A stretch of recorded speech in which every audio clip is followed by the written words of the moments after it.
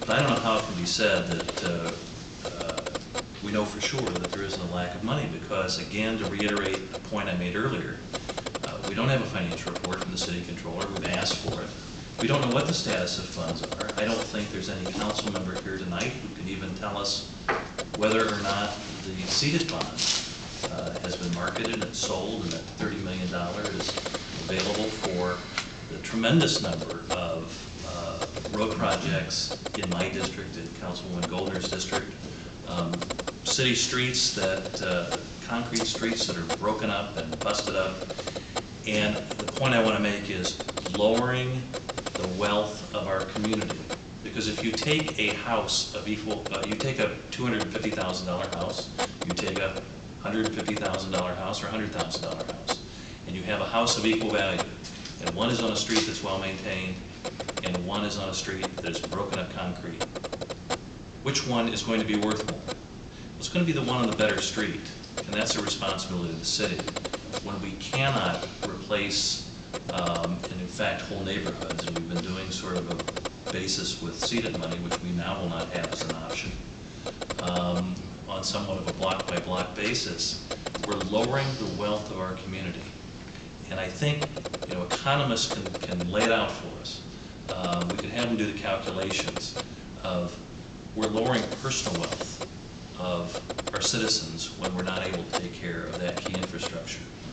And so, knowing where we stand on a month-to-month basis, I go before neighborhood associations, before the Southwest Partnership, and if I'm speaking immediately after they give the treasurer's report for that neighborhood association, I usually make it a point. What you just heard from your neighborhood association, we don't get as a city council on a month-to-month basis as a financial report. And after a year of requesting, and now over 2.5 months of actually making it a requirement, it's still not here. We're in extraordinary economic times. The state revenue forecasts are going to show a decline in those revenue sources that are economically sensitive, including income tax, county economic development income tax, and COIT, which are going to have an effect on our decisions going forward. We need to have that information to fulfill our duty, which is the fiscal body of the city of Fort Wayne.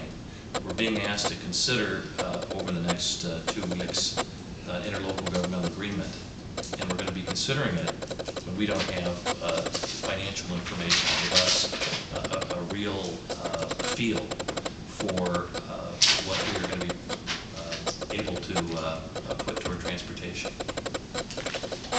Go to Marty. Marty, have anything? No. All right, John, you get the last word. Well, yes. Unless I want to say something. No, Councilman Harper prompted this thought. He's been the chief voice, maybe the lone voice on this subject of getting the monthly budgets. I just want everyone to know he's not alone. We all voted for the motion to get those on a monthly basis. I strongly agree with him that we deserve them. I've served on at least one nonprofit board together. I've served on a number over the years. Always, no matter what the size of the organization, it was considered routine for us to get a monthly financial statement, and we would have been considered derelict in our duties if we hadn't had one and gone over it with the treasurer. So I think we should be insisting on compliance by the city with our very reasonable request. I just add, I've been on council now for close to 10 years, and this is the most embarrassing thing I've ever seen the administration try to deal with. It's having a simple request like that and it not coming forward. I simply do not understand it. I just think it is a terrible embarrassment. I don't know what the administration is doing, why they can't get it to us.